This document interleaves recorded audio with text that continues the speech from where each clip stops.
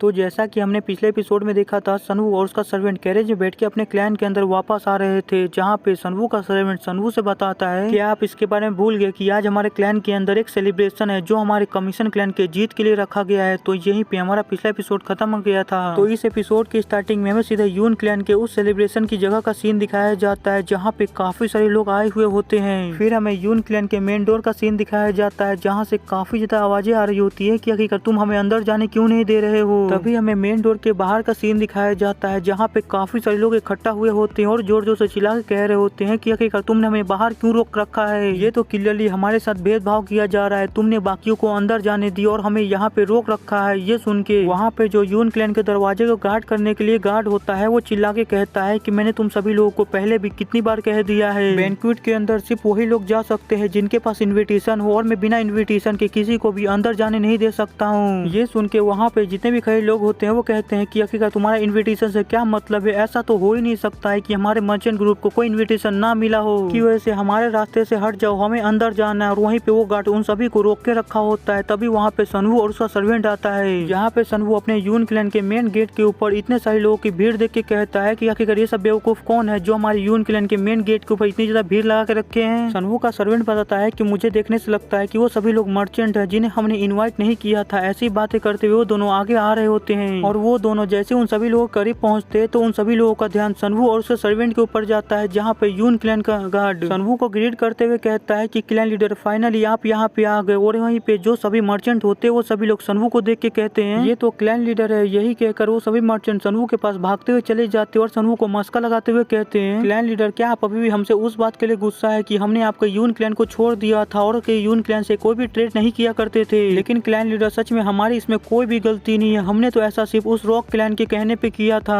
अगर उन्होंने हमें धमकाया नहीं होता और हमें डराया नहीं होता तो हम कभी भी यून क्लैन से ट्रेड करना नहीं छोड़ते, हमारे पास कोई भी और रास्ता नहीं था। उन सभी की ऐसी चिकनी चुपड़ी बातें सुनकर सनवू को काफी ज्यादा गुस्सा आ रहा होता है। वो अपने मन के अंदर कह रहा होता है कि ये सभी कमीने अभी कितने ज्यादा भोले बन रहे हैं। इन सभी कमीनों ने बस एक ही बार रॉक क्लैन के कहने पे हमारा साथ छोड़ दिया था क्योंकि उस समय हम कमजोर हुआ करते थे, हमारे पास कोई भी ताकत नहीं थी। और वैसे भी क्या गारंटी है कि जिस इंसान ने एक बार धोखा दिया है वो दूसरी बार नहीं देगा। मुझे पक्का पता है कि ये लोग मुझे दूसरी बार भी बिट्रे कर सकते हैं, इसलिए मुझे अब इन सभी कमीनों के ऊपर कोई भी ध्यान नहीं देना चाहिए और यहाँ से चुपचाप चले जाना चाहिए। यही सोचकर सनवू अपने सर्वेंट के साथ वहाँ से जाने लगता है। ये देख के वहाँ पे जितने भी मर्चेंट होते हैं वो काफी ज्यादा हैरान हो जाते हैं। वो सभी लोग सनवू को रोकने की कोशिश कर रहे होते हैं लेकिन सनवू किसी के ऊपर भी कोई भी ध्यान नहीं देता और वहाँ से चला जाता है। फिर हमें सीधा पार्टी का सीन दिखाया जाता है जहाँ पे काफी सारी लड़कियां नाच रही होती है, जिसे देख के वहाँ पे जितने भी बैंक्वेट में गेस्ट आए हुए होते हैं वो काफी ज्यादा मजे कर रहे होते हैं और खा पी रहे होते हैं और आपस में बातचीत कर रहे होते हैं। और वहीं पे सनवू एक जगह पे अकेला बैठा हुआ होता है और उन सभी को ऐसे एंजॉय करते हुए देख रहा होता है। तभी वहाँ पे जूगन आता है और सनवू से कहता है अगर आप ऐसे ही अकेले बैठ के पीते रहे तो आप हमेशा अपनी जिंदगी में अकेले ही रह जाएंगे, तो चलिए मुझे अपने गिलास को फुल करने दीजिए। यही कहकर जूगन सनवू के गिलास को फुल करने लगता है। तभी वहाँ पे सनवू के बाजू में आके रिन बैठती है और सनवू से कहती है कि आप जो अपने काम के लिए बाहर गए थे क्या आपने उस काम को पूरा कर लिया। ये सुन के सनवू कहता है कि तुम्हें क्या लगता है अगर मैं कोई काम करने के लिए बाहर जाऊंगा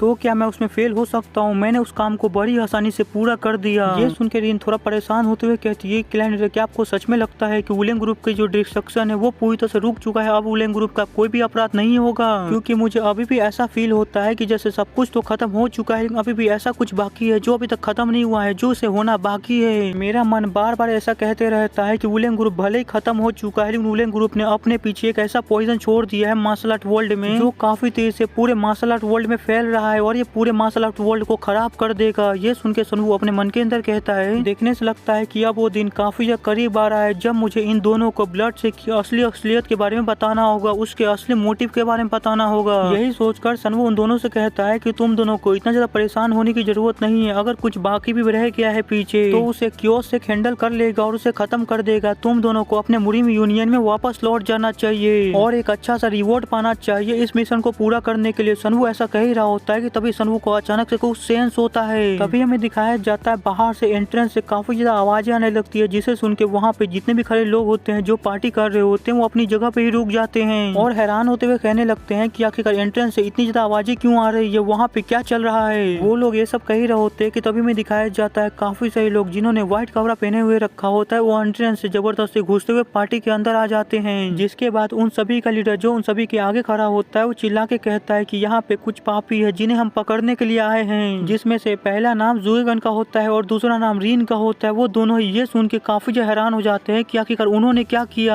जिसकी वजह से इतने सारे लोग उन्हें पकड़ने के लिए आए हैं और वो लोग उन्हें अपराधी कह रहे हैं। फिर हमें उसी बंदे को दिखाया जाता है जो जुएगन और रीन को पकड़ने के लिए आया हुआ होता है। वो जोर से चिल्ला के कहता है कि आखिरकार तुम दोनों कहाँ हो, जल्दी से जल्दी मेरे सामने आओ। और वहीं पे लीडर जिन्हों उस बंदे को जबरदस्ती अपने क्लैन के अंदर घुसे आए हुए देख के और ऐसे चिल्लाते हुए देख के काफी ज्यादा गुस्सा आ जाते हैं। वो उस बंदे के ऊपर चिल्लाते हुए कहते हैं, आखिरकार तुम कौन हो और तुम्हारी हिम्मत कैसी हुई हमारे क्लैन के अंदर ऐसे जबरदस्ती घुसने की और अंदर घुसने के बाद ऐसे चिल्लाने की। यही कहकर लीडर जिन्हों अपने सभी सोल्जर्स को वहाँ पे बुला लेते हैं और उसे चारों तरफ से घेर लेते हैं। फिर उस बंदे से कहते हैं कि आखिरकार तुम कौन हो, तुम अपनी पहचान को रिवील करो। अगर तुम यहाँ पे ऐसे चुपचाप खड़े रहे और अपनी पहचान को रिवील नहीं किया तो इसे मैं समझूंगा कि तुम मेरे यून क्लैन के साथ फाइट करना चाहते हो और मेरे यून क्लैन के अंदर जबरदस्ती घुसने के लिए और इसे यहाँ पे हंगामा करने के लिए और हमारी सेलिब्रेशन को खराब करने के लिए मैं इन सभी चीजों को इंपीरियल पैलेस में रिपोर्ट करूंगा। उसके बाद तुम जानते ही हो कि तुम्हारे साथ क्या होगा।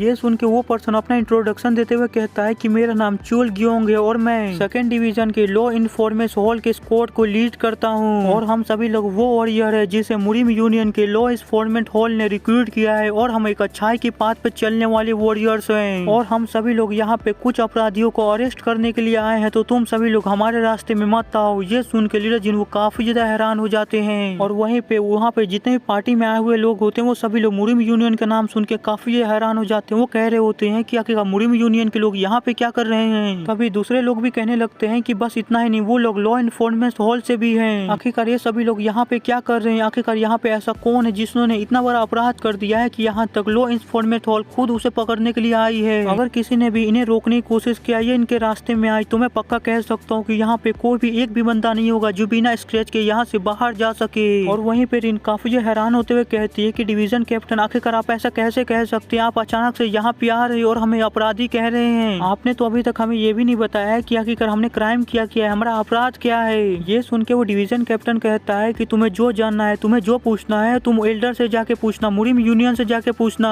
अभी हमारा काम है तुम दोनों को यहाँ से पकड़ के लेके जाना। आगे क्या होगा, आगे क्या जजमेंट करना है वो एल्डर डिसाइड करेंगे।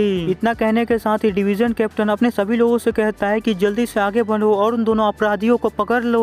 वो डिवीजन कैप्टन ऐसा कह ही रहा होता है कि तभी उसे साइड में से कोई कहता है कि बस बहुत हो गया, तुमने बहुत ज्यादा बकवास कर ली। अचानक से ये सुन के वो डिवीजन कैप्टन काफी हैरान हो जाता है। वो जल्दी से मुड़ के उस तरफ देखता है तो वो देखता है कि ऐसा कहने वाला कोई और नहीं बल्कि सनवू होता है। आगे सनवू डिवीजन कैप्टन से कहता है कि मैं कब से तुम्हारा ये नाटक देख रहा था, आखिरकार तुम्हारी हिम्मत कैसी हुई मेरे बैंक्वेट पार्टी के बीच में आके ऐसा करने की। मुझे लगता है कि तुम उस माउंट वा शेख के दोस्त हो जो कुछ समय पूरी तरह से डिस्ट्रॉय हो गया था। क्या तुम उसकी वजह से यहाँ पे आए हो। सनवू के इतना कहने के साथ ही ये एपिसोड यहीं पे खत्म होता है। तो जैसा कि मैंने आप सभी लोगों से कहा था कि मैं एक नई सीरीज को स्टार्ट करने वाला हूँ, तो मैंने उसका फर्स्ट एपिसोड डाल दिया है। जिसने भी नहीं देखा है प्लीज जाके देखना, वो सीरीज काफी ज्यादा अच्छी है, आपको जरूर पसंद आएगी। उस सीरीज के ऊपर भी थोड़ा सपोर्ट दिखाइएगा ताकि मैं उसका सेकंड पार्ट जल्दी से जल्दी ला सकूँ। तो आज के लिए बस इतना ही। वीडियो पसंद आएगा तो लाइक कर दीजिएगा, नहीं हो फिर लाइक कर दीजिएगा, चैनल को सब्सक्राइब कर दीजिएगा। मिलते हैं अगले एपिसोड में, बाय।